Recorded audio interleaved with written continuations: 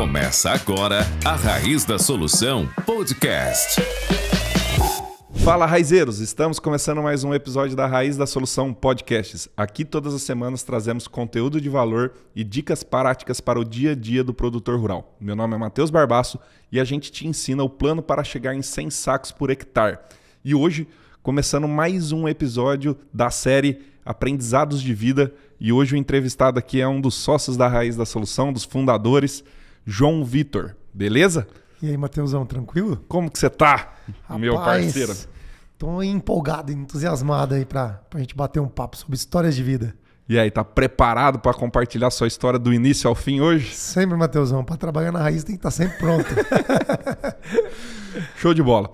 Então, pessoal, a gente gosta sempre de entender a origem, a importância das coisas, de tudo, né? Dentro de uma planta, dentro da fisiologia, da nutrição, do solo.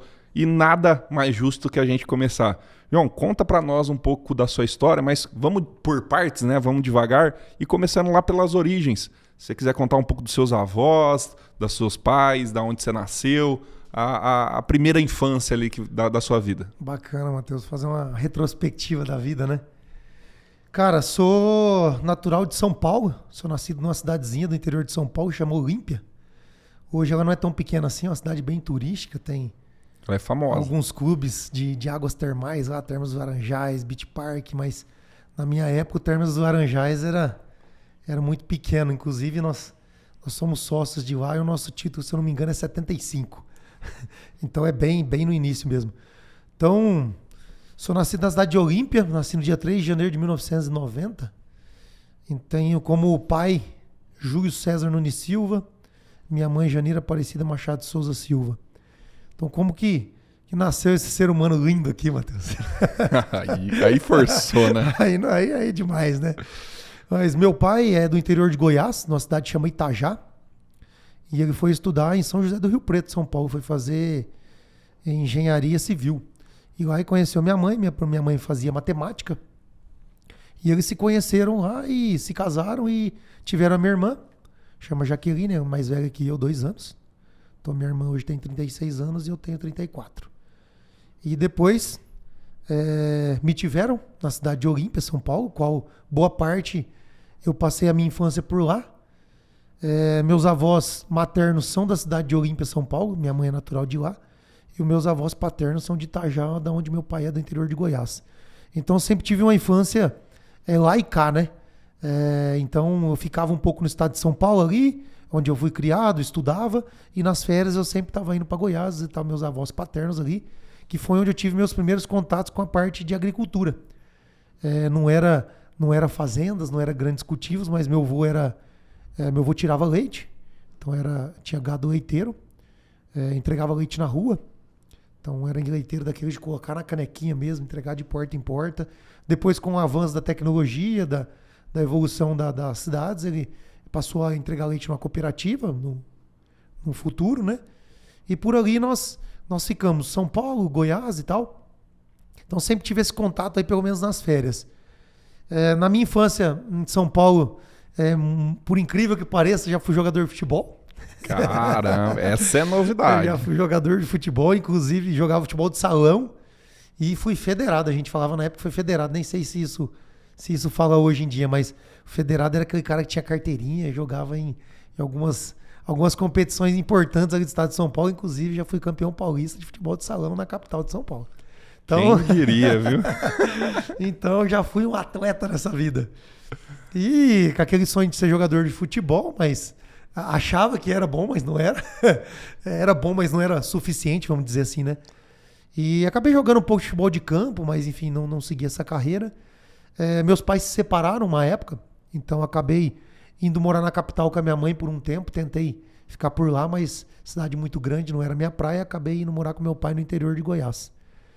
E ali fiquei tendo esse convívio com a fazenda, com meus avós ali e tal, e estudando na cidade. Então tinha uma casinha que a gente morava na cidade, tinha o sítio dos meus avós ali, a gente ia a pé, era pertinho, dava 2 km a pé, e estudava numa cidade vizinha, que era um pouco melhor o recurso, né? Cidade de Cacilândia, Mato Grosso do Sul.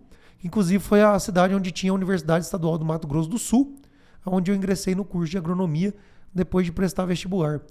Então ali eu fiz todo o meu curso de agronomia E ali começa a nossa história acadêmica e que nos traz no dia de hoje ser um profissional da agronomia, né? Um engenheiro agrônomo. Então, mais ou menos por aí a infância até chegar na parte educacional, vamos dizer assim, né? Perfeito, João. Ainda antes de nós ir já para agronomia, mas entendendo um pouco mais da sua infância, quando que você sempre soube que ia ser agrônomo ou teve algum momento que você realmente descobriu ali que gostava da profissão e queria estudar esse assunto? Legal, Matheus. Não, cara, não tinha ideia nenhuma de ser agrônomo. Eu sempre tive um contato muito forte no sítio, que eu gostava muito de ir pra lá, ficava com meu tio, tirava leite, ele andava de cavalo. Igual uma infância de uma criança que gosta de estar ali com o pé no chão e tal, mas pensar em ser agrônomo nunca tinha me passado pela cabeça. Então realmente era ser jogador de futebol. Então eu posso afirmar que você gostava de tirar leite, então. Rapaz, pode, viu, Matheus? Mas fica meio complicado essa frase, mas enfim. Não, mas tava ali na vida do dia a dia. Mas brincando, né, João? Mas se você puder contar, porque eu acho que, além do pessoal do campo que acompanha a gente, tem gente que é da Grande São Paulo lá e nunca viu uma vaca na vida, né? Se você puder contar um pouquinho, porque é legal a história o esforço que é a perseverança que tem o pessoal do leite, né? Se puder contar um pouquinho dessas histórias também. Com certeza, Matheus. Eu falo assim, a gente puxa várias coisas dos nossos pais, né? Então a família da minha mãe, ela sempre foi muito ligada. Minha mãe é professora, foi diretora, supervisora de ensino, ela é supervisora de ensino hoje. Então minha mãe sempre incentivou a gente a estudar muito. E nós somos uma família humilde dos dois lados. Então nunca teve dinheiro, graças a Deus nunca passamos necessidade, mas sempre foi muito suado. Eu sempre vi meus pais trabalharem muito. Minha mãe sempre trabalhando nas escolas, meu pai sempre trabalhando no dia a dia dele. Então essa parte de gostar de estudar veio da minha mãe.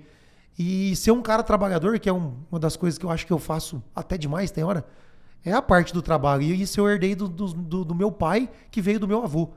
Então, cara, trabalhar na roça, cara, é um negócio... Cara, eu sempre falo assim, ó, vai ser difícil a geração de hoje trabalhar como a geração de antigamente.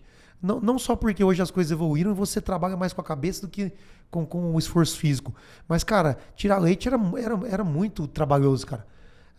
Você tá ali levantando de madrugada, fechar o gado, depois tirar leite, depois levar isso na cidade, voltar e você tem que tratar o gado na época seca. Quando não tá tratando, tá fazendo uma benfeitoria na fazenda, uma cerca, alinhando um curral. Então, o trabalho do campo, cara, ele é muito árduo. E o produtor de leite, cara, ele tem que tirar leite todo dia. Como diz o Mário Sérgio Cortella, vaca não dá leite, Matheus, e não dá mesmo, cara. Você tem que ir lá e tirar. Então ele é muito trabalhoso, que é todo dia, cara. Só tem um dia no ano que não se tira leite, que é a Sexta-feira Santa. É o único dia, cara, que aí você solta os bezerros, fica com a vaca mamando o dia inteiro, que é o único dia sagrado que não se tira leite. Do restante, são 364 dias no ano. Então, cara, para você tirar 364 dias tirando leite no ano, você precisa ter uma resiliência muito forte, um foco, uma perseverança. E isso vem da onde? De cuidar da família. Meu avô tem 6 filhos e só não estudou quem não quis. Porque ele fez com que todo mundo estudasse, ele trabalhou e ele cuidou de todos os filhos da melhor maneira possível. Então, trabalhar na lavoura é um negócio que tem que ter uma resiliência muito grande. Você tem que acordar cedo, você tem que ter uma dedicação grande e você dorme tarde também. Então, é bem árduo, cara. Tem que ter uma batalha diária e isso traz inspirações, né, pra gente fazer acontecer o que a gente faz hoje também. Show de bola. É a consistência que tem que ter, acho que na alta performance de qualquer coisa é a consistência, né? E, cara, não existe feriado, não pode ficar doente, não pode tirar férias, então é bem interessante isso aí. Mas show de bola. E saindo dessa primeira infância ali, adolescência, e entrando realmente ali para o mundo da agronomia, da faculdade. Se puder me contar um pouco ali da época de pré-vestibular, vestibular e entrando nos primeiros anos ali da faculdade também? Legal, Matheus. Então, a gente estudava numa cidadezinha ali do lado, né? Chamava Caciândia, porque tinha um estudo melhor. A gente estava no preparatório para o vestibular, né? Então, ali eu fiz meu colegial preparatório ali e acabei ingressando na Universidade Estadual do Mato Grosso do Sul, universidade pública. Universidade muito boa, por sinal, muito bem conceituada. E por ali eu fiz meu curso de agronomia. Aí onde eu gosto de comentar, Matheus, que naquela época a gente não tinha essa consciência. Mas hoje eu consigo me lembrar, cara, que foi onde a gente começa a entender e a conhecer nossos primeiros mentores. Então, desde o início da vida, cara, nós temos nossos mentores. E ali na universidade é onde eu consigo me recordar. Logicamente, na infância nós temos alguns mentores. Por exemplo, nosso técnico de futebol na época era o João. Então, eu lembro que, cara, eu era o primeiro mentor que ensinava você a chutar, tal, ali, controlar a bola e tal. Então, o João Nelson, um grande mentor nosso aí. E depois veio meu primeiro mentor educacional, que minha primeira mentora foi minha mãe, lógico, né? Por exemplo, e minha avó, que também era professora, da parte do meu pai. Mas o educacional, falando da universidade, foi uma pessoa que chama Carlos Issal Kurihara. Ele é pesquisador da Embrapa, Agropecuária Oeste, ele fica localizado em Dourados. É um cara que tem um coração gigantesco e uma vontade de ensinar que é admirável. E como a gente não tinha grana, né, Matheus? Então a gente tinha que ir atrás de bolsa na escola. Então no segundo ano eu fiz uma prova de processo seletivo e acabei virando bolsista da Embrapa. Então desde o segundo ano até o meu quinto ano eu fui bolsista da Embrapa e vinha um recurso para nós mensal que ajudava a gente a passar ali, fazer as compras da casa, pagar a república, todo aquele negócio de estudante, né? E tomar umas cachaças também de vez em quando, ninguém é de ferro, né? Então faz parte. Mas eu lembro que ele foi meu primeiro mentor.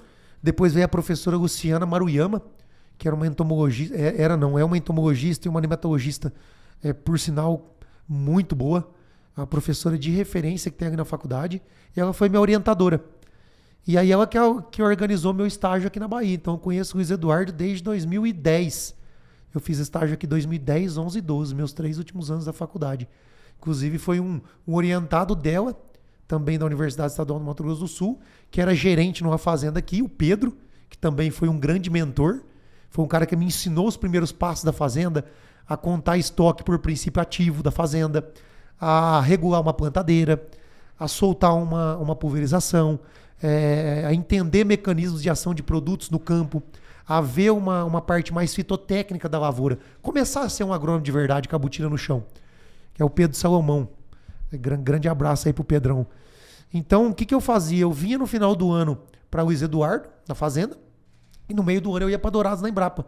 Então, eu sempre tive um contato com a pesquisa e um contato com a fazenda.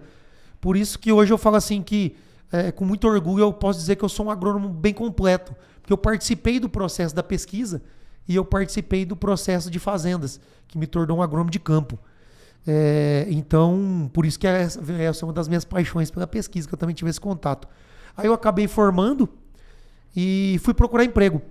E aí onde vem a sabedoria dos nossos mentores, né? E aí eu comentei com o Kurihara, falei, Kurihara, eu tô com um emprego. Inclusive foi o Pedro que me ofereceu um emprego. Ele falou, cara, lembro até hoje dessa frase, ele falou, cara, dinheiro é consequência de um trabalho bem feito. Então vai se capacitar, depois você vai atrás de buscar seu dinheiro e as coisas que você gosta. E aí eu acabei ingressando no mestrado.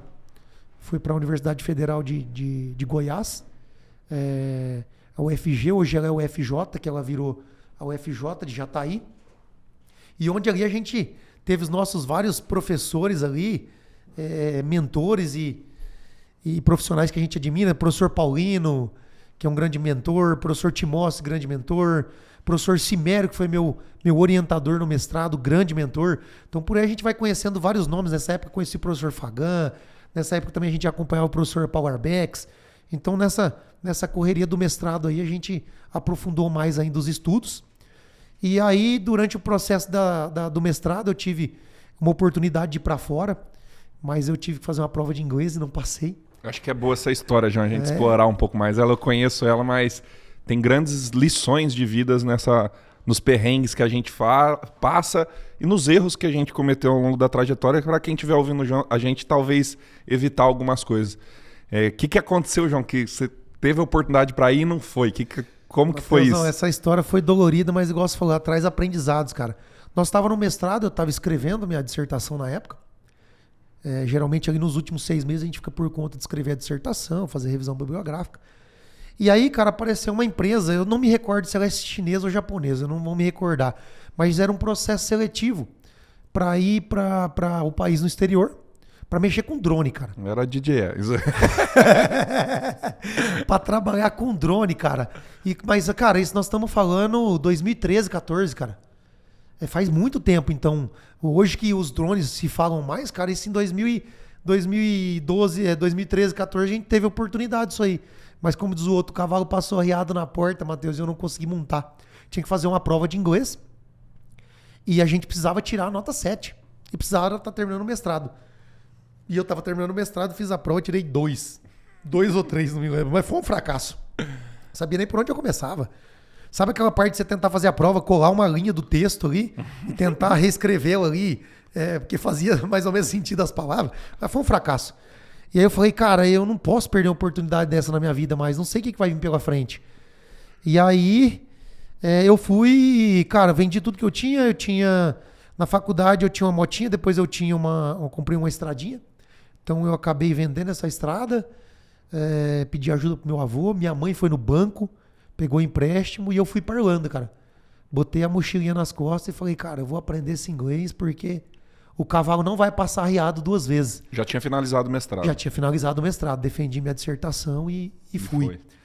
E, cara, realmente, o cavalo, às vezes ele demora para passar arriado, mas ele passa uma segunda vez, cara. Não é que ele nunca vai passar, não.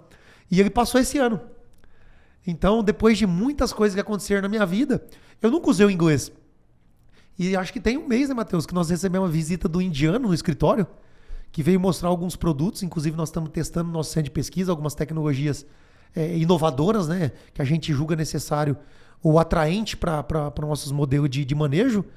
E aí, lá no escritório, eu tive a oportunidade de colocar em prática, de usar aquele inglês que eu aprendi, apesar de um pouco travado no começo, por muito tempo não falar, mas desenrolamos bem, conseguimos se comunicar. Mas então, numa outra etapa da vida, eu utilizei meu inglês. Então, foi muito válido, além das experiências no exterior, cara. As viagens internacionais, conheci mais de 20 países. Cara, aí você expande a cabeça, né? Eu sempre gosto de falar assim que o intercâmbio, cara, ele me tirou de um menino que tava ali na faculdade, que gostava de ir pra fazenda e que o sonho era ter uma Bros vermelha e sei lá o que, fazer o que da vida. E aí expande a cabeça, né? A gente viajando, conhecendo novas culturas, novas pessoas. Aí entra muito forte a parte do respeito, cara. Respeitar as outras nacionalidades, respeitar as pessoas.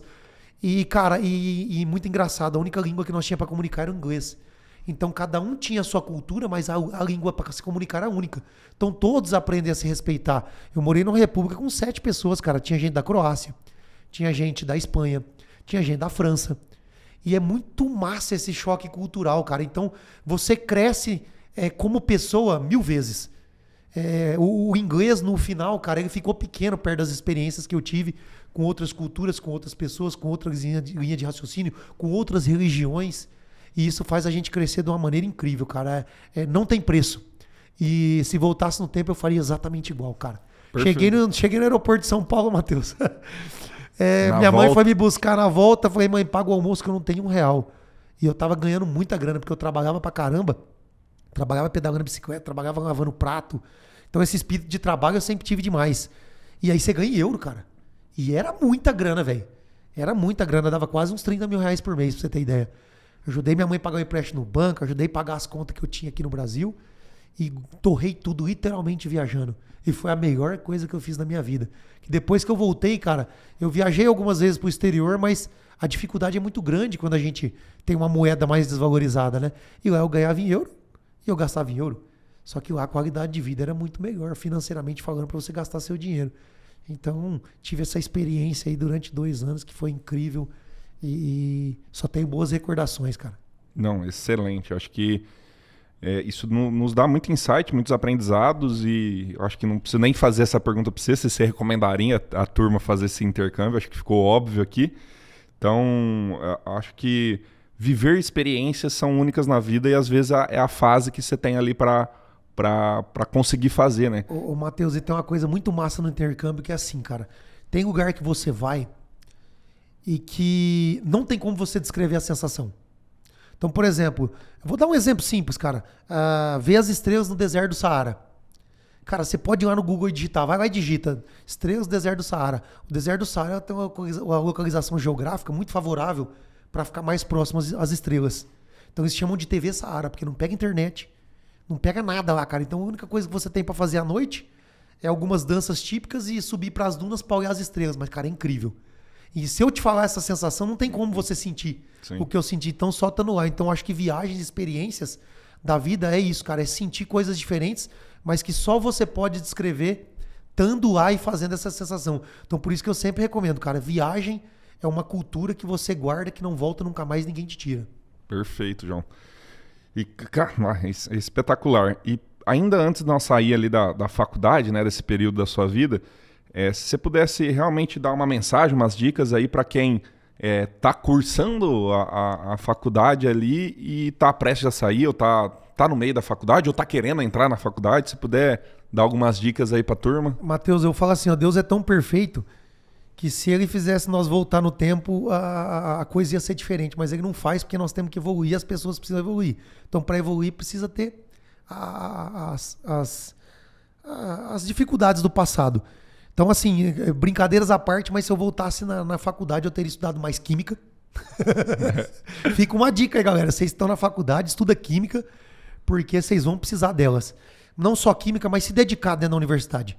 Porque hoje tem várias universidades boas, médias e não tão boas. Mas quem faz a faculdade é o aluno. Eu conheço vários amigos que não fizeram uma faculdade tão boa quanto eu e alguns fizeram faculdades melhores que a minha. Mas quem faz a faculdade é o aluno. Então você que tem que buscar se dedicar, estudar e fazer as coisas acontecerem. Então esse é um recado para eu dou quem está na faculdade. E para quem está prestes a sair, Mateus, eu vou repetir a frase do Kurihara. Dinheiro é consequência de um trabalho bem feito. E para você fazer um trabalho bem feito, cara, você tem que se capacitar. Você tem que andar com pessoas boas, pessoas que querem realmente ensinar. Na universidade e pós-universidade a gente conhece várias coisas erradas, experiências de vida, então vá sempre para o caminho certo. Esse é outro conselho que eu te dou. E para estar no caminho certo, a gente tem que andar com pessoas que são boas. E meu avô me ensinou uma coisa, Mateus, se a gente é uma pessoa boa, a gente só vai estar do lado de pessoa boa. Ah, mas tem os tropeços da vida? Tem, mas eles são passageiros. O que perdura na sua vida, o que tem longevidade, são coisas certas, fazendo com pessoas certas. Então, esse é o recado que eu dou, cara. Vai se capacitar e ande com pessoas boas ou melhor que você para você levar o seu nível. Show de bola. Que dica sensacional.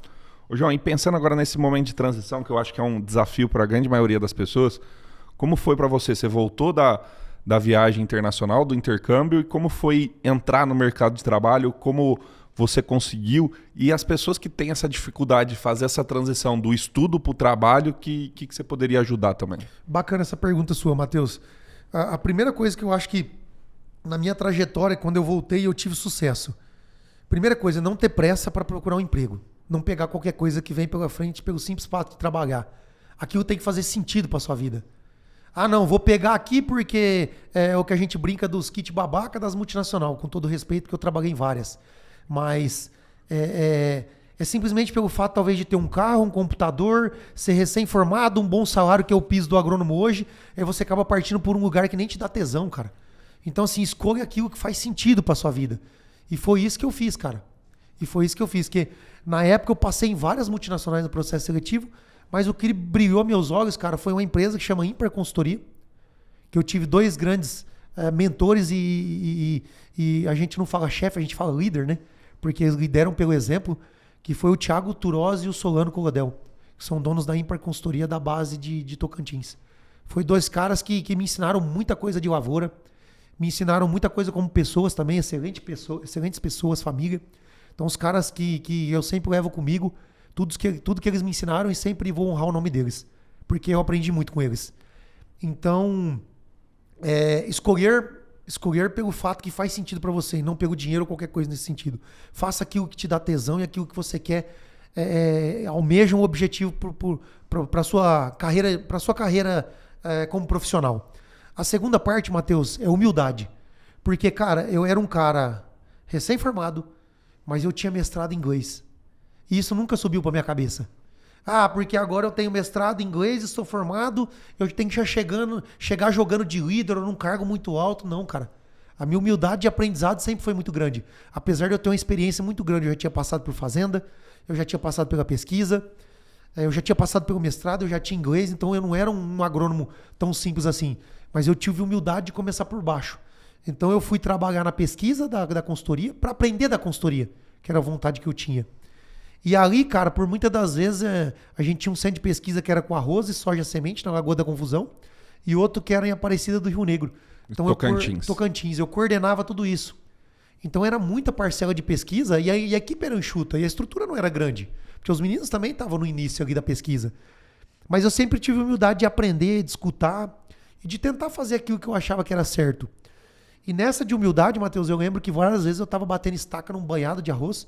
Então a água lá, o arroz banhado, né? A água sobe ali. E, bem frio, né? Bem frio, Matheus. Aquilo ali é um mormaço, cara. Eu lembro que eu levava 2 camisas pra lavoura. Uma eu usava durante a manhã e a outra eu usava durante a tarde, porque aquilo ali ensopava, cara. Ensopava. Então era um trabalho muito árduo, né? Mas eu nunca desisti, cara. Por quê? Porque eu sabia que dali ia sair muita pesquisa, que ia ajudar a consultoria, que ia ajudar todos os produtores. A confiança que os produtores colocavam na gente de visitar o centro de pesquisa, as multinacionais que queriam estar ali dentro. Então, eu tinha um nome para honrar da consultoria, que é uma boa consultoria e tem um nome forte até hoje. Então, eu tinha que dar o meu melhor ali. Mas eu tinha que ter humildade, cara, porque eu tava batendo estaca e por muitas das vezes eu olhava um operador de máquina, cara, passar ali num tratorzão gabinado, no ar-condicionado, trabalhando ali no piloto automático, tranquilo, escutando um sonzinho ali, tomando um tereré. E eu sabia que o cara ganhava 2, 3 vezes mais que eu. E eu falava, cara, será que eu tô no lugar certo? E eu tinha acabado de vir de um lugar que ganhava 30 pau por mês, Matheus. Sim. Aí eu pensava e falava, cara, eu vou voltar pro exterior. Não é possível que eu tô no lugar certo, cara. O cara ali, muitas das vezes, o cara que tava trabalhando ali, Matheus, ele ia receber com a digital, cara. Que ele não sabia escrever o nome dele. Só que eu tentava me colocar no lugar dele, mas ele tinha os méritos dele. Por quê, cara? Porque se colocasse eu pra operar aquela máquina, eu não ia saber. Eu poderia aprender mais rápido, que ele ia virar um operador melhor, por parte de conhecimento, tecnologia, mas ele tinha o valor dele, cara. Às vezes ele tava ali, tinha 10 anos, era de confiança, 15 anos. Então eu colocava no lugar do outro, então sempre que essa humildade. Mas por várias vezes eu me perguntei, cara. Mas aí eu sempre perguntava pra Deus, será que eu tô fazendo a coisa certa?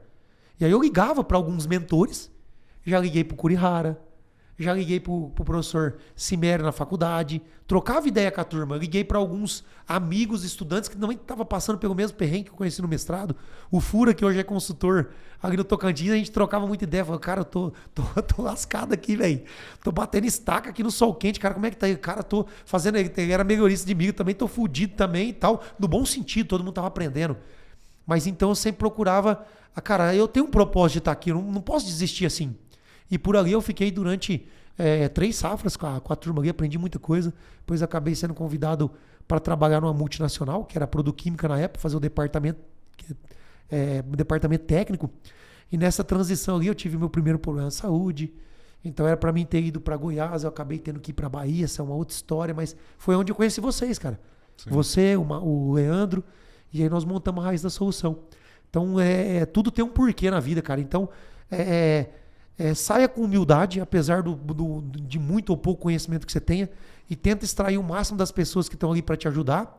E as coisas ruins você filtra, joga para um lado, e as boas você pega para você. Acho que é sobre isso, né? Nossa, muito bom, muito bom. Muitos aprendizados. Acho que se o pessoal conseguir, que está na faculdade, ou que está saindo da faculdade, pegar 20% que você falou, com certeza eles vão ter muito sucesso.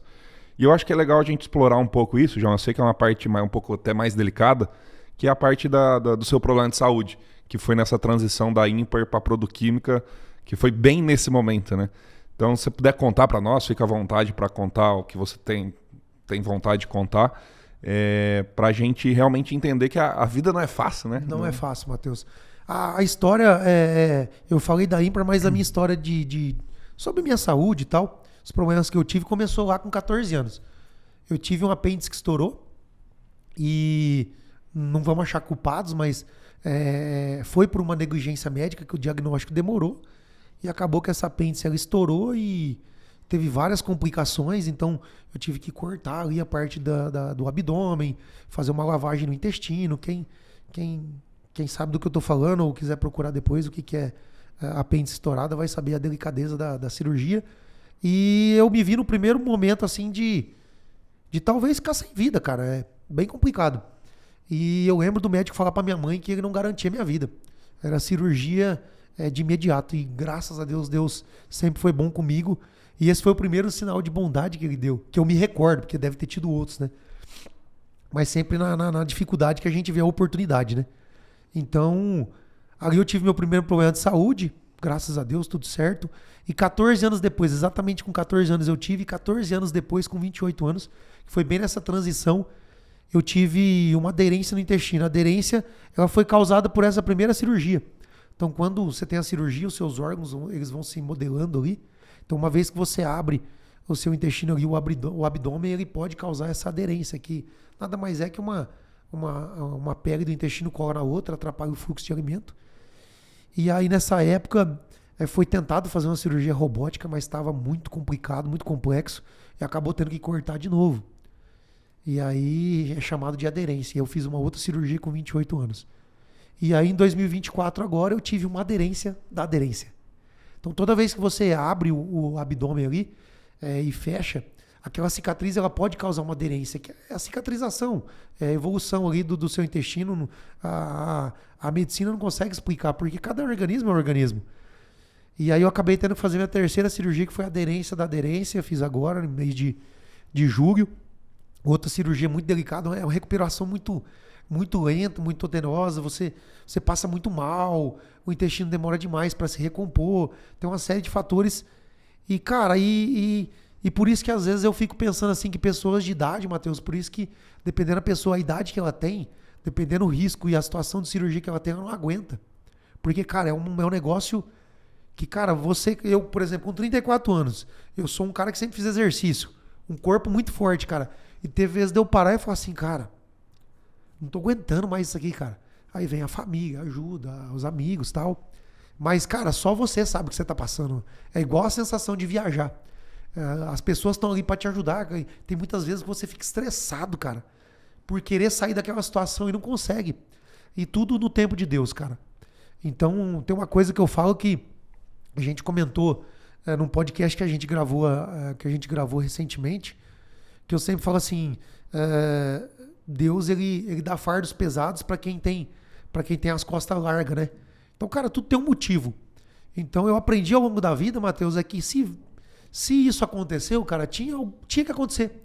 Talvez para mim evoluir, talvez para mim repensar algumas coisas da vida, talvez para mim, sei lá, dar valor mais na família que tá ali nos momentos mais difíceis. Não que eu não dê valor, mas depois dessa cirurgia e de uns anos pra cá, eu já penso muito mais que eu preciso visitar minha família mais. Então tá mais próximo de quem a gente ama, porque, cara, a gente não sabe se a gente vai uma hora ou outra. A única certeza que nós temos é que nós vamos morrer. Mas por uma ou duas vezes eu tive não muito próximo da morte, que é uma coisa muito forte, mas, cara, eu não sabia se eu ia voltar da mesa de cirurgia. Quando o médico tá te dando anestesia, você fala, cara, tá bom, eu vou dormir. E se eu não acordar? Vai saber pra onde eu vou, cara? As pessoas que ficaram ali me esperando. Então, cara, é um negócio muito complicado, mas você tem que fazer do limão a limonada. Então, cara, daquilo que te gera adversidade também te gera oportunidade. Oportunidade de vir uma nova pessoa, oportunidade de ajudar mais as pessoas. Ver quem tem mais sofrimento, talvez a gente pode ajudar. Então é pensar, se colocar no lugar do outro. Esse dia eu escutei no podcast, Matheus, perguntaram para um cara lá, que eu não vou me recordar o nome, o que era sabedoria. E ele respondeu bem assim, cara, sabedoria é se colocar no lugar do outro. Toda vez que você passa uma dificuldade, como que você resolve? Se colocando no lugar do outro.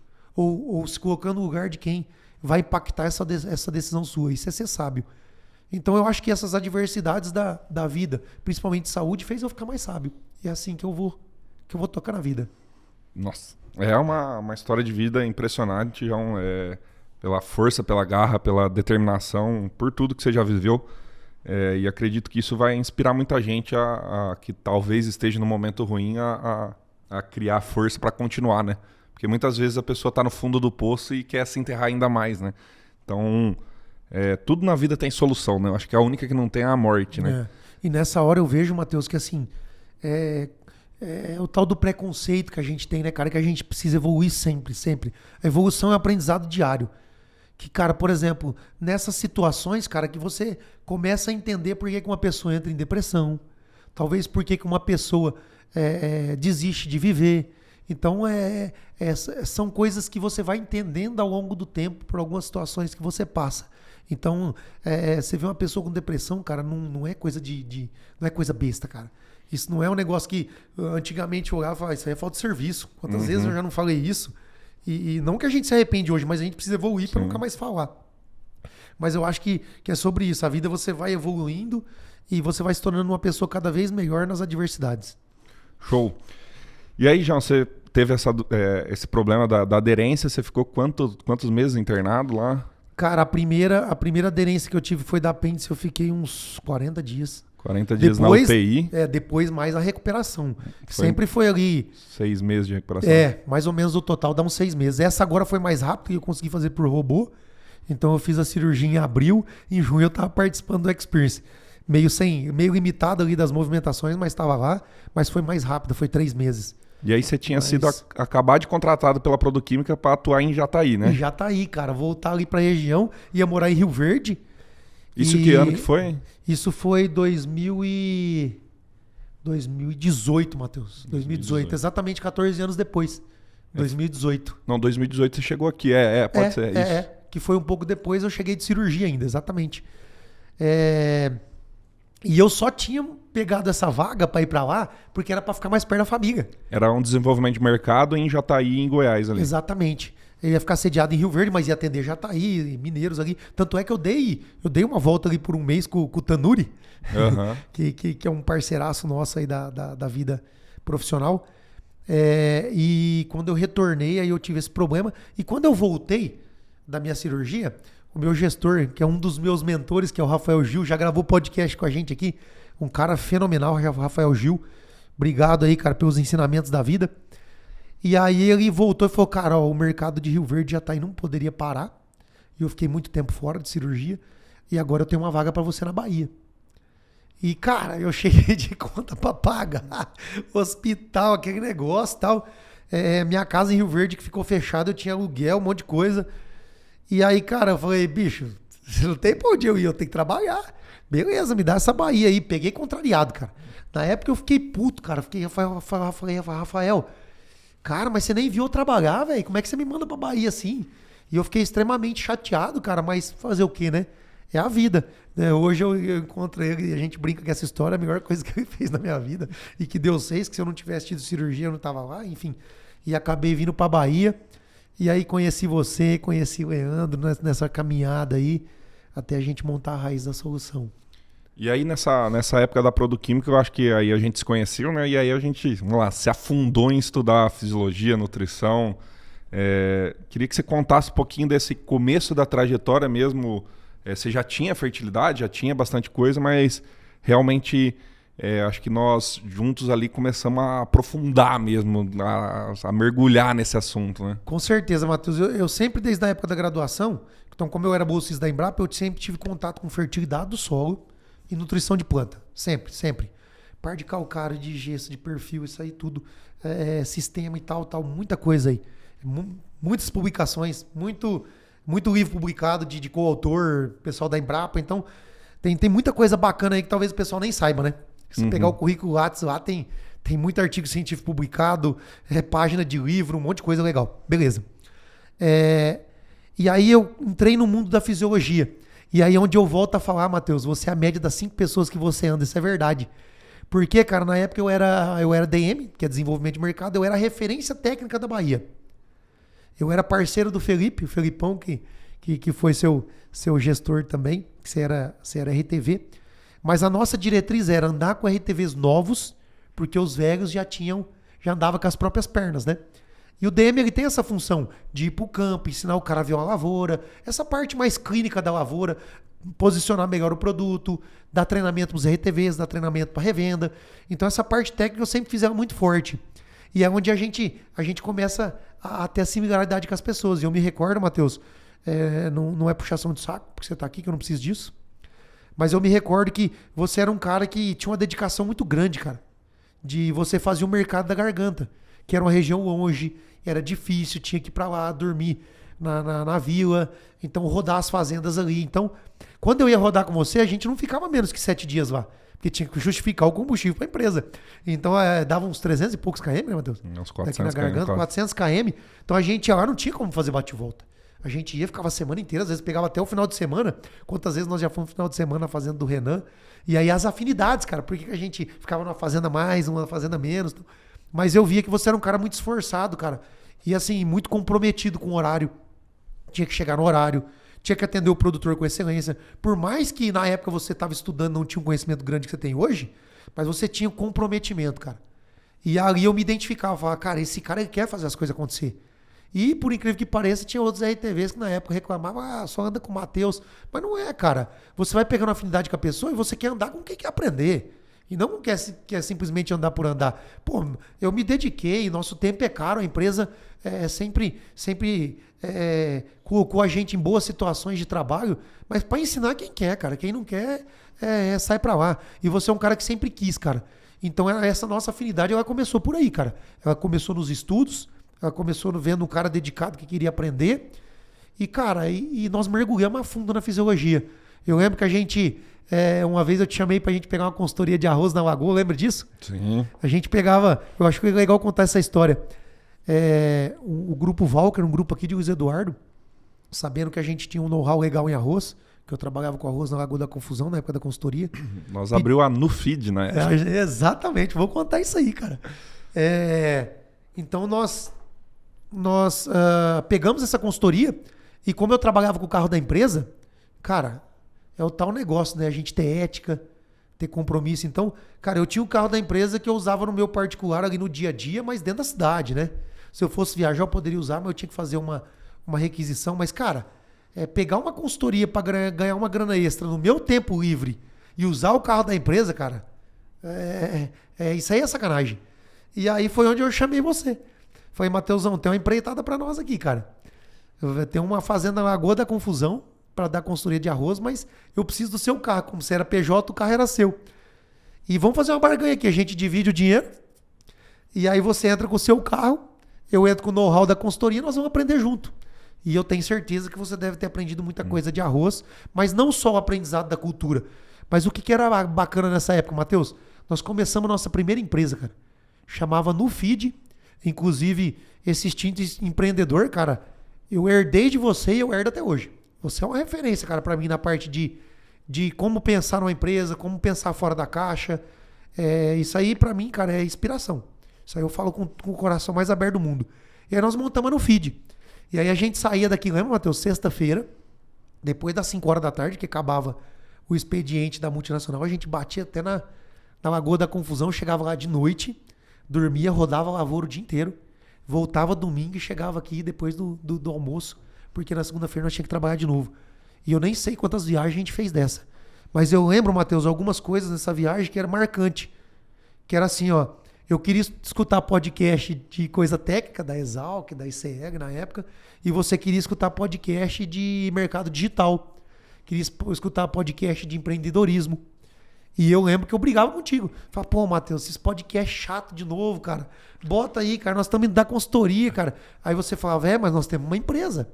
Falava, Matheus, é só nome. Você, não é só nome não, cara. A empresa, ela tira nota, a empresa, ela leva um nome. Essa camiseta que nós estamos vestindo, nós mandamos fazer, não é a nossa empresa, cara. E eu olhava aquilo, não concordava, demorei a concordar com aquilo. Mas, cara, isso foi uma coisa que é a média das 5 pessoas que a gente anda. Sim. E hoje o pouco do empresário que eu tenho não chega nem aos seus pés, mas estou aprendendo e estou numa dedicação grande. Mas eu aprendi com você, cara. Mas minha inspiração foi você colocar eu para escutar podcast disso, de mercado digital. Conheci o Érico Rocha, conheci... como é que é aquele outro que a gente escutava? O Aguiari. Era o... Como é que era o slogan dele, Matheus? Daquele curso que ele deu, que ele pegava os papéis, assim, as bolinhas de papel e jogava fora, dando aula. Não vou lembrar não lembro, também. cara, mas era... Como é que era o nome do curso dele? Era de Storytelling. Storytelling, né? Eu não lembro o nome do curso também. Era Estrategista Digital, não... Não lembro, cara. Mas enfim, lembrar, começou aí. E foi numa dessas viagens pra Garganta e dando consultoria ao longo desses 5 anos, nós ficamos na Produquímica, Compass, depois ICEG, né? Acho convivendo uns 4 anos, convivendo junto com essa pegada de fisiologia de empresa. Conhecemos o Leandro também. Conhecendo o Leandro também, a gente atendia o Leandro, exatamente. Atendi como DM, depois você entrou como RTV, depois eu ajudava como gerente, enfim. E aí eu lembro de você falar, cara, nós temos que montar uma empresa, nós temos que fazer um curso. E eu lembro até hoje, nós precisamos de uma pessoa com cabelo branco que passa mais respeito que nós dois. E tem que ser estudiosa, por isso que o Leandro, ele caiu como uma luva. E aí eu lembro que você falava de uma pessoa do cabelo branco para passar um pouco mais de respeito e tal, porque nós somos piá ainda, né, Matheus? Mas enfim. E aí, cara, uma coisa foi levando a outra. Então, estudar a fisiologia a fundo, pessoas que querem ser acima da média, pessoas que buscam sempre aprendizado, sair fora da caixa, escutar outras coisas para aprender. Então, cara, tudo isso que eu acabei de contar em poucos minutos, a gente poderia ficar falando 10 horas disso aqui, mas fez o profissional que eu sou hoje, cara. Toda essa história que eu contei, e desde da parte de empreendedorismo e a parte de amizade que a gente tem, sei lá, 6, 7 anos aí. Não, show de bola. Eu não vou falar muita coisa aqui, que vai ter o meu episódio para contar a sua parte boa também, mas a gente cresceu muito junto, eu e você, o Leandro junto também. Acho que Deus colocou na trajetória tudo certinho. Mas só vou dar um spoiler, eu tinha medo de entrar nas fazendas, e quando você tava junto com você, eu não podia passar essa vergonha na sua frente, né?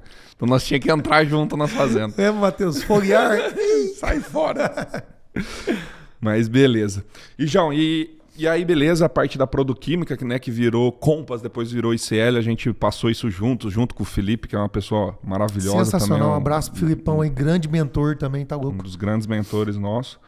E aí começou a Raiz da Solução, né? Que aí juntamos com o Leandro, começamos a atender ele lá. E aí, se você puder contar um pouquinho agora da trajetória depois da Raiz da Solução até hoje. Matheus, eu vou falar as partes que mais me marcaram ao longo desse tempo. Então, a primeira coisa que me marcou foi, cara, chegar na sua casa, aquele quadro escrito e vamos fazer o curso da Raiz da Solução. E isso eu lembro como a luz do dia, cara. Eu lembro todas as imagens, gente sentado no sofá ali, trocando ideia, depois no seu quartinho lá. A Marília, Santa Marília, tem que... a melhor coisa do mundo que você fez foi casar com a Marília, viu, Matheus? Vocês vão ter uma família linda agora, porque, cara, são pessoas como ela que fazem a gente crescer. Eu lembro dessa parte da gente sentar lá no seu quartinho, organizar as coisas, aquelas ideias malucas suas, a gente colocar em prática. Eu lembro muito do Conrado e do Adriano segurando nossos celulares ali, 2 parceirão incrível, cara, dessa primeira parte. Depois eu lembro da nossa primeira turma, cara, que a gente vendeu e a gente não tinha um curso. Poucos sabem disso. Eu falei, Matheus, como é que a gente vai vender um negócio que a gente não tem? Aí vem sempre aquela frase, primeiro você cresce, depois se organiza. Cara, vamos vender para ver se a gente faz venda, depois a gente monta o curso. E a gente vendeu 140 vagas, 140 alunos da primeira turma 1. E aí foi inacreditável, cara. E aí vamos entregar como? Vamos ralar. E aí mais uma diversidade, não é de saúde, não é de crescimento, não é de ralar na faculdade, não é dos desafios da vida, mas foi o primeiro desafio de empresa. E aí, cara, tem que fazer o curso e tem que entregar. E a gente fazendo slide até de madrugada e aquele negócio, e fazia slide aos 45 do segundo tempo, apresentar pro Leandro e foi 6 fazendo meses isso sem aí. dormir. 6 semanas. Cara, mas assim, foi ali que nasceu a Raiz, cara, dentro de um Foi. quartinho de 2x2, sei lá quanto que tinha, com três caras com sonho, com pessoas ao redor sempre muito boas ajudando. Então eu sempre falo que a Raiz da Solução é um CNPJ mesmo, que tem vários CPFs lá dentro, que nos ajudaram a chegar até aqui, e sou totalmente grato a isso. Depois, a nossa segunda turma, que foi onde que a gente começou a ver que o negócio tinha sentido. E dentro desse caminho, Matheus, eu vou frisar que até o segundo ano ali, cara, eu não sei se eu acreditava tanto na Raiz. Eu tinha minhas dúvidas. Tanto é que quando a gente foi pro terceiro ano, que você foi que deu o pontapé, você falou, cara, a gente tem que sair. A gente trabalhava na Valence na época, porque tava dando compliance na ICR, nós tivemos que sair para uma outra empresa, enfim, nada de falta de ética, nem problema trabalhista, não. Foi uma decisão que nós tivemos que tomar, porque a empresa era uma multinacional. E aí, cara, você falou assim, eu vou sair. Aí o Matheus, mas como que você vai sair, cara? O nosso ganho aqui, a Raiz não suporta isso ainda. E aí, cara, por isso que eu falo que você é um cara que briga. Falou, cara, se eu não acreditar nisso aqui, ninguém vai acreditar. E aí você saiu, eu ainda fiquei numa resistência. E aí você, quando a gente tem resistência, Matheus, a gente cria histórias na nossa cabeça para poder ficar. Uhum. E aí eu falei, não, Matheus, você vai lá, e aí você dá o pontapé inicial e eu seguro as pontas aqui, a gente divide comissão pra gente ter uma grana aqui. Mas, cara, era medo. Isso era medo, cara. Sim. É medo, dúvidas, coisa que você nunca teve na parte da Raiz da Solução. Mas eu já tive. Hoje eu não tenho mais, mas eu já tive. E você sabe disso. E aí, minha segunda dificuldade foi sair da onde eu ganhava uma grana legal para poder dedicar 100% à Raiz. Mas a gente fez. E aí onde vem as mentorias, o 6 em 7, o Plat 10+, convivendo com pessoas acima da média, a parte de mentoria, pessoas que a gente foi encontrando ao longo do caminho, milionários, bilionários que eu achei que eu nunca ia sentar numa mesa para conversar e eu converso hoje de boa. Você vai lá, a pessoa te recebe, te responde no WhatsApp. Isso é uma outra parte da história, mas foi convivendo nesse meio que a gente vai evoluindo, cara. E aí veio o primeiro experience, depois veio o segundo experience, num nível num nível de entrega totalmente acima do que eu imaginava na vida. O que nós estamos projetando para agora, esse ano de 25, quem tá nos escutando, cara, vocês nunca viram, vai ser um circo de Soleil lá. É uma coisa que nego vai olhar e falar assim, não tem como um evento do agro ser desse jeito. E vocês que estão escutando aí, vai pro Experience 2025, em Brasília, em junho, que vocês vão ver um evento fora do padrão mundial, eu acho, Matheus. Porque a dedicação nossa ela é totalmente diferente. Então, essas construções e essas dificuldades que, cara, fez isso aqui, ó. A raiz da solução ser o que é hoje. Mas sempre com muita ética, muito conhecimento, estudando muito, com pessoas acima da média, montando mentorias, frequentando mentorias e se desenvolvendo tanto pessoal quanto profissional e familiar. Sim. Eu gosto muito dessa parte, João, de que se a gente quer um objetivo grande, a gente tem que ir junto. Sozinho a gente não vai conseguir em lugar algum, né? Pode até chegar em algum lugar, mas não vai conseguir ir tão longe assim. E, João, eu acho que você falou bastante algumas coisas e eu acredito que muita gente pode estar até na sua pele, na nossa pele, que foi no começo da empresa, né? Se você pudesse, até no começo de uma fazenda, o cara começar um negócio que depende mais dele ou tipo assim, sozinho, né? O cara tem que tocar as coisas sozinho. Então, e você tinha pouca experiência nessa parte da PJ, né? Eu também tinha pouca, mas acreditando um pouco mais. Quais as dicas que você poderia dar para quem está realmente dando esse pontapé inicial aí? Ô, Matheus, essa pergunta sabia que você ia fazer ela. E aí agora eu sou o cara das frases, tá ligado? Né? Agora sim. Outra coisa que você me ensinou, cara. Escutar podcast, escutar pessoas que têm outro nível de entendimento. E, cara, eu peguei isso, quando eu pego as coisas, eu sou muito intenso, velho. E eu sou muito enjoado e detalhista com as coisas. Eu demoro pra pegar um negócio pra Cristo, mas quando eu falo assim, vamos fazer, e eu pego aquilo ali, agora vai, cara. E eu vou falar uma frase que vai totalmente de acordo com isso aí, cara. Como eu escutei muita coisa, eu vou anotando aqui, mas eu não anoto o nome das pessoas, então me desculpa de quem for a frase. Mas tem uma frase que fala assim, Matheus, você não pode receber conselhos construtivos de quem nunca construiu nada. Então Perfeito. Esse é o primeiro aprendizado, cara. Então pra gente levantar a empresa, ou quem tá querendo começar uma empresa, cara, você vai ter que pegar conselho com quem já construiu alguma coisa. Não adianta você pegar conselho de quem nunca construiu nada. E, João, e hoje o tal do podcast, você tá conversando com uma pessoa. As pessoas estão nos ouvindo aqui, é como se elas estivessem numa mesa do nosso lado. Então, você se afundar, igual você fez indo pro Piauí, assistindo 20 episódios de gestão de empresa. Querendo ou não, você estava se aconselhando com alguém que já passou naquele lugar, né? Com certeza, Matheus, com certeza. Isso aí que você falou, ó, esses encontros de mentoria, escutar podcast, cara, é a mesma coisa de você tá ambientalizado, aquele negócio que a gente fala, o ambiente ele faz toda a diferença. Cara, eu tenho mais ou menos um ano, cara, que eu não escuto música no carro mais. Sabe quando que eu escuto música? Quando eu fico pilhado já, que a cabeça tá cheia de ideia, que tá explodindo de coisa, tanto é que a gente tem um grupo, né, Matheus, que a gente vai mandando as ideias para não perder, mas a cabeça tá explodindo, aí você fala, cara, calma, vai escutar uma música, vamos relaxar um pouco. Relaxar um pouco. Depois você volta, porque tem hora que você tá no volante, assim, de repente você fala, velho, quantos quilômetros eu andei? Onde eu tô? De tanto que a cabeça explode. Mas é isso, cara, é conviver com pessoas diferenciadas, que pensam diferente e saber respeitar e filtrar aquilo que serve pra você. Porque se aquela pessoa tá tendo resultado, Matheus, ela tem coisa pra ensinar. E você também tem o que aprender. Então aquele negócio, se você não é digno de colocar a bunda na cadeira para aprender, você não tem... Se você não é humilde para colocar a bunda na cadeira para aprender, você não é digno de levantar a mão para poder ensinar. Então isso é um negócio que a gente leva na raiz com muita dedicação. A gente sempre aprende para depois ensinar. Sempre aprende para depois ensinar. E não tem nenhuma pessoa que não possa te ensinar alguma coisa e você também não possa ensinar para ela. Então o meu recado é, se você está começando, vá atrás de pessoas capacitadas que entendem do negócio, que você vai encurtar caminho, e com pessoas que entendem daquilo, você vai mais longe e mais rápido. Eu acho que é bem por aí. Show de bola, perfeito. E para quem tem medo de começar, João, o que você poderia falar? Cara, hoje eu consigo te falar com mais assim, propriedade. Cara, tá com medo, cara, tá faltando coragem, vai com medo mesmo. Se você tem convicto que aquilo ali, cara, vai te dar um retorno. Você estudou para aquilo, você tem conhecimento para aquilo, pessoas ajudando para aquilo, vai com medo mesmo. A coragem ela tem que ser criada, ela não vem do nada. Você tem que ir criando ela e as coisas vão acontecendo. Agora, com toda certeza, Matheus, se vocês não estivessem junto comigo, talvez eu não teria começado nada. Então, o que eu posso falar, cara? Talvez compartilhe a sua ideia com pessoas que você acha que faz sentido para você. Com pessoas que não vão te criticar, mas sim vão te incentivar a fazer aquilo que você quer. Logicamente, dentro da normalidade racional, né? Não fazer loucura. Mas, cara, se for para procurar pessoas que são negativas, cara, nem vá.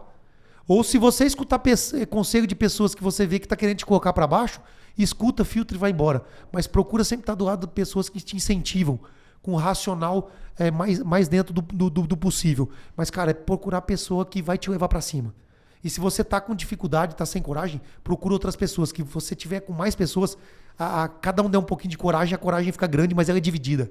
E a responsabilidade também. Show. E eu gosto de uma frase do Érico também, não sei se é dele, mas que para vencer o medo é criar um medo maior, né? Boa. Como que você vence um medo? É criando um medo maior. Então, se você tá com medo de criar uma empresa, abrir uma fazenda, comprar um maquinário, pensa assim, se eu não comprar, qual que é a consequência disso? Se eu não abrir, qual que é a consequência disso? É ficar no mesmo lugar para sempre. Boa, cara. Então, aquilo ajuda a vencer esse medo. E não tem um medo maior que a zona de conforto, né? Que quando você tá na zona de conforto, nós aprendemos esses dias, né, Matheus? Quando você tá na zona de conforto, você não tá na zona de conforto.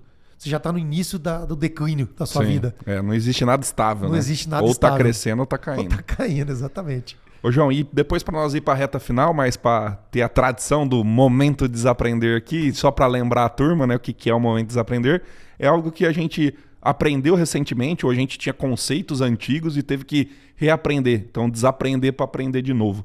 Você tem alguma coisa aí na sua mente, na parte profissional, emocional, pessoal, que você reaprendeu aí nos últimos dias, nesses treinamentos, nesses podcasts, nessas viagens? Matheus, eu falo assim, ó, eu não reaprendi para aprender de novo. Tá? Não foi um desaprender. Não foi um desaprender para aprender de novo, mas foi um aprender novamente. Primeira coisa é Deus, cara. Deus e família. Essas duas coisas, cara, ela tem que ser o pilar de qualquer coisa que você for fazer na sua vida, cara. Porque, cara, Deus ele te dá a vida, mas ele pode te tirar também. E a família, ela te dá o suporte, mas ela também, se você não tiver apegado com ela e tiver em linha com a sua família, nada faz sentido na sua vida. Então Deus pode te dar a vida como pode te tirar a vida. Então se ele te deu a vida, é para você fazer as coisas acontecerem. Você não veio aqui na Terra para vegetar. Você tem que ajudar, você tem que prosperar, você tem que fazer alguma coisa. E não tem coisa mais que traz mais felicidade ou que traz mais entusiasmo, que é você pegar a vida que Deus te deu, fazer com que ela prospere mais, ajude outras pessoas, mas principalmente fazer sentido para você e para sua família. Porque se for só para você, meu amigo, não faz sentido nenhum. Nenhum. Porque aí você vai viver só no financeiro e a hora que você vê, você tá velho e nada fez sentido na sua vida.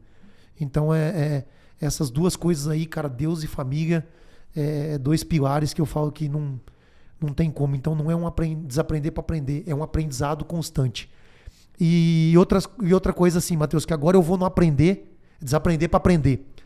Eu tenho um grande desaprender que é assim, principalmente nessa parte de coaching e de psicólogo. Eu vou falar um pouco porque, cara, é uma coisa que eu não dava muita moral pra isso não, cara. E eu escutava você falar, eu escutava outras pessoas falar, mas eu demorei demais escutando muitas pessoas para começar a acreditar naquilo. Então, isso faz um diferencial na vida da pessoa gigantesco, cara. Eu não sei explicar ainda se é na parte intelectual, se é na parte filosófica. Eu não consegui compreender ainda qual que é o lado que as pessoas vão te ajudar com essas terapias. Mas, cara, quando você escuta todas as pessoas de sucesso falando que faz psicólogo ou que faz uma terapia, não tem nada de louco nisso.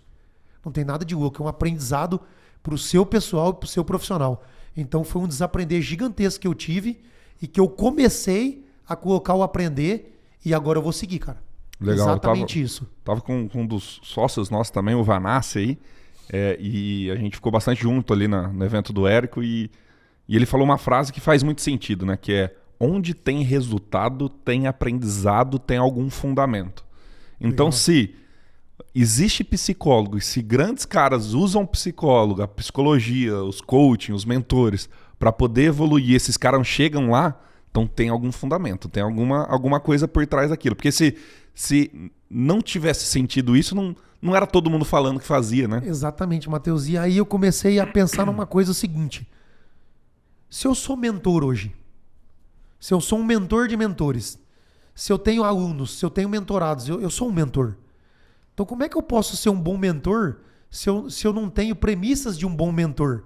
E as premissas de um bom mentor eu entendi que elas são o conhecimento. Então conhecimento eu tenho vários mentores que eu encho a boca para falar. Professor Fagão, professor Tesoto, o Kurihara, o Cimério, a professora Luciana, o Pedrão, o Felipe, você, Leandro. Tem vários mentores na minha vida, vários, da parte de conhecimento.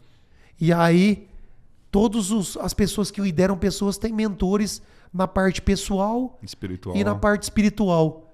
Aí eu falei, cara, a parte espiritual eu preciso melhorar. Eu tenho ela, mas eu preciso melhorar. Estou melhorando já tem um bom tempo. Mas e na parte pessoal, cara? E no meu desenvolvimento pessoal? Saber liderar uma equipe, saber ter um senso de justiça maior, saber realmente o que é uma meritocracia, o que não é. E aí eu comecei a ver que esse pilar me faltava, cara. Então, na verdade, eu não sou um mentor completo. Falta coisas. E agora eu tô buscando isso aí, cara. Então, para você ser um mentor, você tem que ter premissas de um mentor. Então, quais são as premissas? E aí eu ponho todo mundo para dar uma refletida. Você que tá ouvindo. Se você é um produtor, quais as premissas de um bom produtor? Se você é um consultor, quais as premissas de um bom consultor? Se você é um líder de qualquer equipe, seja na fazenda, na empresa, quais são as premissas disso? Então talvez você está buscando um cargo de mentor ou de líder e você não tem as premissas. Então, primeiro veja o que te falta, aprimore isso para você passar isso para frente com uma dignidade, com conhecimento grande, para as pessoas olharem para você e falar assim, cara, você me ajudou e faz sentido.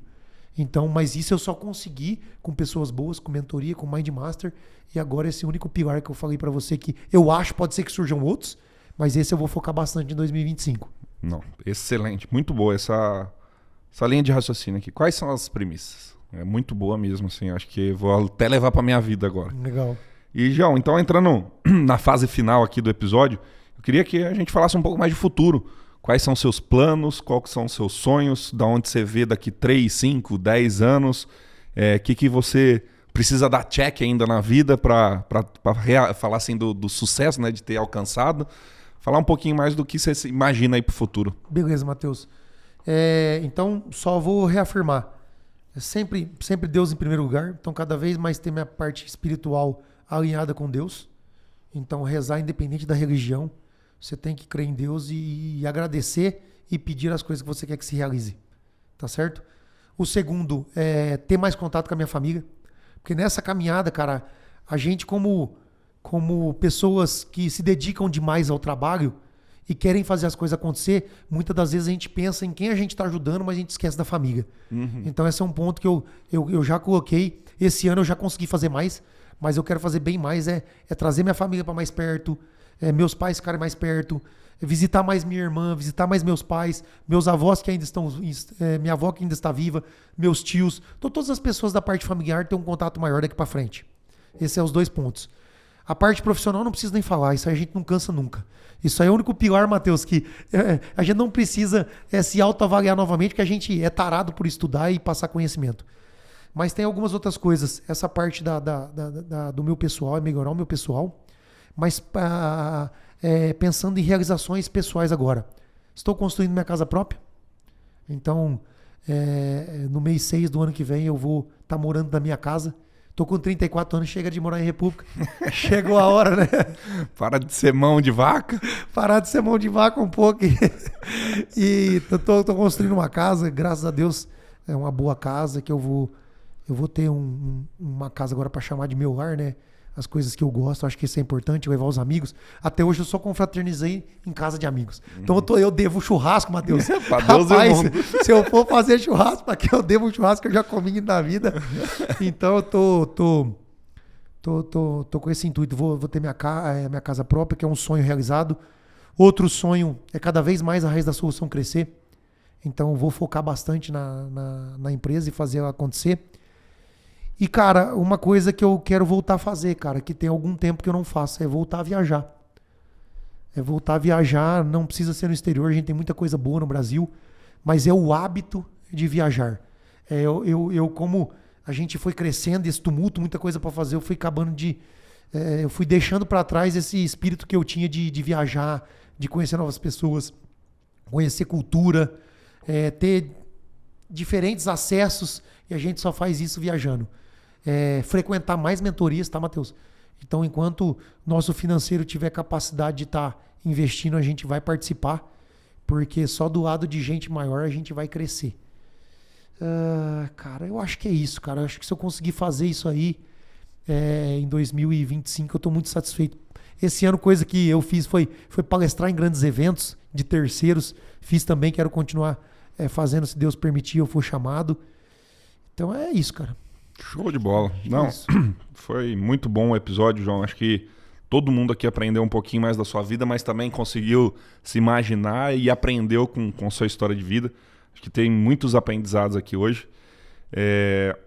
Eu acho que a família e Deus tem que estar na frente de todo mundo. E eu acho que Deus é perfeito. Por mais que a gente passe por maus bocados, no final das contas, tudo tem um motivo ali. A gente tira um aprendizado daquilo. Então, obrigado aí por aceitar. Porque eu falo assim, é fácil falar de solo, de planta. Falar da vida pessoal não é tão simples assim. A hora que você fez o convite, eu falei assim, puta, Matheus, a vida pessoal, cara. Então, obrigado por ter aceitado esse convite. Obrigado por ter topado o desafio da Raiz da Solução. Obrigado pelo tempo, dedicação que você tem dentro da nossa empresa. E tenho certeza que é só o começo, igual o Érico gosta muito de falar, e a gente vai para muito longe ainda. Então, quiser deixar uma mensagem final? Beleza, Matheus. Eu acho que foi um pouco aí da nossa história, muito maior que isso, né, como a gente contar, mas a gente tentou passar um pouco do que nós vivemos, tentar ajudar quem está nos ouvindo, e sempre falar assim, ó, eu gosto eu escutei algumas coisas e fui modelando e fui criando uma frase. Essa eu posso chamar que é minha. Eu falo assim, ó, o sol nasce para todo mundo. O que você vai fazer do seu dia e com ele, cabe só a você. Então levanta da sua cama, cara. O sol nasce para todo mundo e vai fazer a diferença. Seja na sua vida, seja na vida da sua família, seja na sua empresa. Qualquer coisa que você estiver fazendo no seu dia, o sol nasce para todos, mas levanta da cama e vá fazer a diferença nesse mundo. Não fica vegetando ou fica dormindo, ou sei lá o que você veio fazer aqui, mas procura evoluir todo dia, procura evoluir sempre e prosperar. Porque a vida é curta e nós temos que fazer jus e honrar o que Deus nos deu, que foi o dom da vida e a saúde.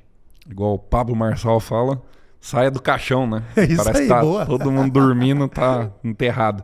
E nós, indo pro evento que nós estávamos semana passada, o Gauchinho, o Mauro e o Leandro encontramos o Rufino.